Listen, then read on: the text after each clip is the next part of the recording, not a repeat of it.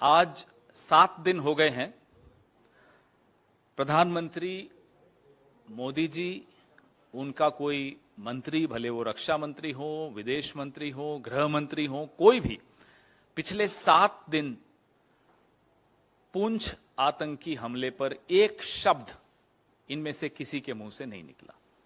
यह खामोशी बहुत कुछ बताती है। यह खामोशी बताती है कि इस सरकार की प्राथमिकताएं क्या हैं। यह खामोशी यह भी बताती है कि पिछले 8-9 साल से बार बार हमें और आपको यह बोला जाता है कि आतंकी हमले नहीं होते अब मोदी जी के आने के बाद। दरअसल सच्चाई यह है कि आतंकी हमले न केवल हो रहे हैं, हमारे सैन्य ठिकानों पर हो रहे हैं, हमारे जवानों पर हो रहे हैं। हां, फर्क बस इतना है कि आतंकी हमलों पर चर्चा होनी बंद हो गई। लगाम आतंकी हमलों पर नहीं लगी, लगाम लगी है आपकी और मेरी जुबान पर, लगाम लगी है चर्चा पर, लगाम लगी है कि इस पर कोई बातचीत न हो, सरकार को कोई कटघरे में मत खड़ा करे, कोई इस पर डिबेट्स नहीं हो प्राइम टाइम पे। ये एक फर्क जरूर हमने पिछले 8-9 सालों में देखा है। हवलदार मनदीप सिंह, लांस नायक कुलवंत सिंह, लांस नायक देबाशीष, सिपाही हरकिशन सिंह, सिपाही सेवक सिंह, इन सब का बलिदान 7 दिन पहले भाटा धुरियान जंगल क्षेत्र जो जम्मू कश्मीर के पुंछ जिले में पड़ता है, वहां आतंकियों ने घात लगाकर हमला बोला और जो बुलेट्स इस्तेमाल की गई वो बुलेट्स ऐसी हैं जो स्टील की बनी हुई हैं और वो ट्रक की बॉडी पर एकदम उसको भेद देती हैं, उसके अंदर चली जाती हैं। कल जैश ए मोहम्मद के प्रतिबंधित आतंकवादी समूह पीपल्स एंटी फासिस्ट फ्रंट ने सेना के ट्रक पर जो हमला हुआ, उसकी बॉडी कैमरा द्वारा जो शूटिंग की गई थी, वो तस्वीर सोशल मीडिया पर कल जारी की गई। पीएएफएफ के प्रवक्ता तनवीर अहमद राठेर ने वायरल तस्वीरों के साथ एक टेक्स्ट भी लिखा जिसमें दावा किया कि ट्रक के चालक को गोलियों की पहले राउंड्स में ही खत्म कर दिया था, मार दिया गया था। अगस्त 2021 में अमेरिका के अफगानिस्तान छोड़ने के बाद नेटो द्वारा इस्तेमाल की जाने वाली अत्याधुनिक पेनिट्रेटिव एंड रिकोशेटिंग स्टील कोर गोलियां ये तालिबान से लश्कर ए तैयबा और जैश ए मोहम्मद जैसे आतंकवादी संगठनों के पास पहुंची। ये विश्व स्तरीय रिपोर्ट्स हैं इसके विषय में कि कैसे बख्तरबंद ढाल को ये भेद देती हैं और ये गोलियां अफगानिस्तान युद्ध के दौरान नेटो ने इस्तेमाल की थी।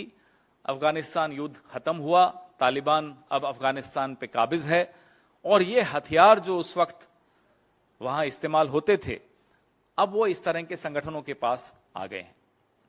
बड़ी गंभीर रिपोर्ट है ये। एक special inspector general for Afghanistan cigar की नवीनतम रिपोर्ट 28 फरवरी को आई थी, जिसमें वो कहते हैं कि तालिबान अपने राजस्व प्रवाह को बढ़ाने के लिए पकड़े गए हथियारों और उपकरणों के एक हिस्से को बेच सकता है। और वो अब आपको सामने दिख रहा है कि कैसे वो सामान बिक रहा है, हथियार बिक रहे हैं, बुलेट्स बिक रही हैं और वो कहां इस्तेमाल हो रही हैं? हमारे जवानों के खिलाफ, हमारे सैन्य ठिकानों के खिलाफ लगातार उपयोग में लाई जा रही हैं। न्यूयॉर्क टाइम्स के अनुसार अमेरिका निर्मित पिस्तौल, राइफल, ग्रेनेड, दूरबीन, नाइट विजन गॉगल्स सहित अमेरिका निर्मित उपकरण अफगान गन डीलर्स के पास पहुंच चुके हैं और वहां से वो बिक रहे हैं ऐसे आतंकी संगठनों के पास। अब इसमें हमें इस बात का बड़ा ध्यान रखना है कि जो हमारी पिछली विदेश नीतियां थी, उसमें जो रुख था तालिबान के प्रति, वो रुख मोदी सरकार ने बदला है और तालिबान के साथ न केवल बातचीत शुरू की है, 2023 के बजट में अफगानिस्तान के लिए 200 करोड़ रुपए की सहायता की भी घोषणा की है। दिसंबर 2022 में काबुल में भारतीय तकनीकी टीम के सदस्यों ने तालिबान के मंत्रियों के साथ चर्चा भी की और भारत के जो प्रोजेक्ट्स हैं वहां उनको वापस से कैसे रिवाइव किया जाए, उनको फिर से नवीनीकरण कैसे किया जाए, उसका आह्वान भी किया। और न्यू काबुल टाउन में निवेश को भी आमंत्रित किया जा रहा है। वीजा मुद्दे और छात्रवृत्ति को भी इन्होंने उस बैठक में उठाया था भारत सरकार ने। तो लगातार जो आतंकी हमले हुए हैं, जनवरी 2023 बम धमाकों की 2 अलग अलग घटनाओं में घंगरी गांव में आतंकी हमलों में 6 लोगों की मौत हुई थी। यह बमों की योजना कश्मीरी पंडितों के नरसंहार के प्रयास के लिए बनाई गई थी। अगस्त 2022 दरहल इलाके के परगल गांव में आत्मघाती हमला हुआ था, जिसमें 4 जवान तो शहीद हुए थे और 2 अन्य घायल हुए। इसमें भी यही कवच भेदी गोलियों का उपयोग किया गया था। अक्टूबर 2021 में 3 सप्ताह से अधिक समय तक जारी एक तलाशी अभियान के दौरान वन क्षेत्र में 4 दिनों के भीतर आतंकियों के साथ 2 बड़ी मुठभेड़ों में 9 सैनिक शहीद हुए थे। अगस्त 2021 में राजौरी में एक घर पर ग्रेनेड हमला हुआ, एक नाबालिग लड़के की मौत हुई और अन्य कई घायल हुए। तो लगातार हम आपको बताते रहे हैं कि कैसे आतंकी हमले बढ़ते चले जा रहे हैं, सैन्य ठिकानों पर बढ़ रहे हैं, आम नागरिकों पर बढ़ रहे हैं, और जम्मू कश्मीर में जो स्थिति है वो आपके सामने रोज हम हर दूसरे दिन साझा करते ही हैं। पुंछ आतंकी हमले पर मोदी सरकार चुप क्यों है? एक तरफ तो सरकार चुप है, दूसरी तरफ कपड़े बदल बदल कर, भेष बदल बदल कर फूहड़ मजाक करते हुए प्रधानमंत्री सुनाई देते हैं।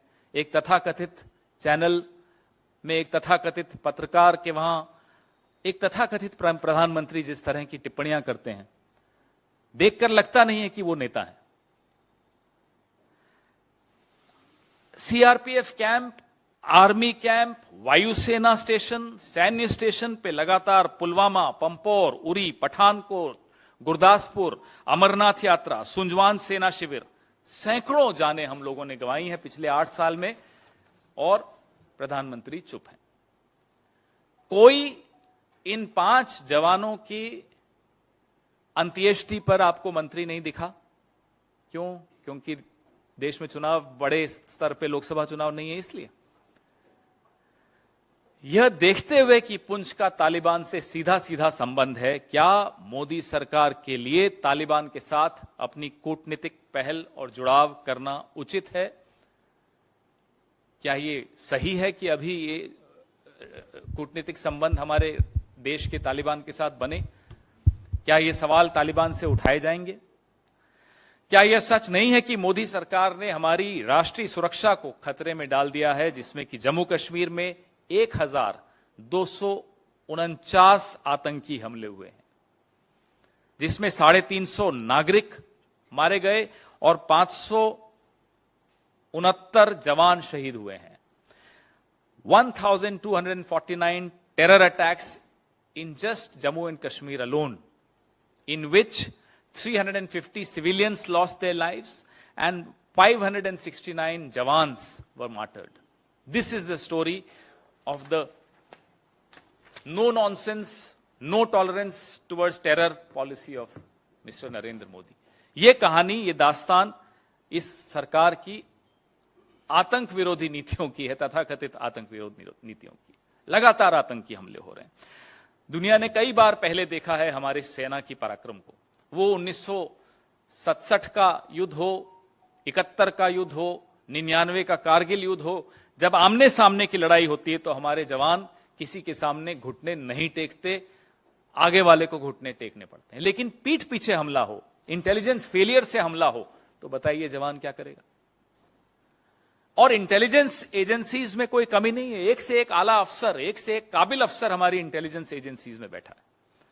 लेकिन जब सरकार की प्राथमिकता है कि ये जो आप मेरे सामने बैठे पत्रकारों के मोबाइल में घुसकर इंटेलिजेंस गैदर करनी हो, या हम जैसे लोगों के मोबाइल में घुसकर इंटेलिजेंस गैदर करनी हो, तो जाहिर सी बात है कि आपकी प्राथमिकता राजनीतिक प्रतिद्वंदियों के खिलाफ अपनी इंटेलिजेंस एजेंसीज को इस्तेमाल करने की है, ना कि आतंकियों के खिलाफ करने की।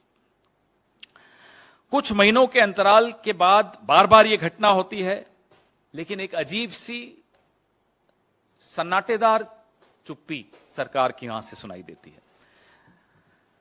उल्टा ये होता है कि इस देश की आदत, हम लोग जो बचपन से किताबें पढ़ते थे उसमें एक नारा सुना था कि तुम मुझे खून दो मैं तुम्हें आजादी दूंगा।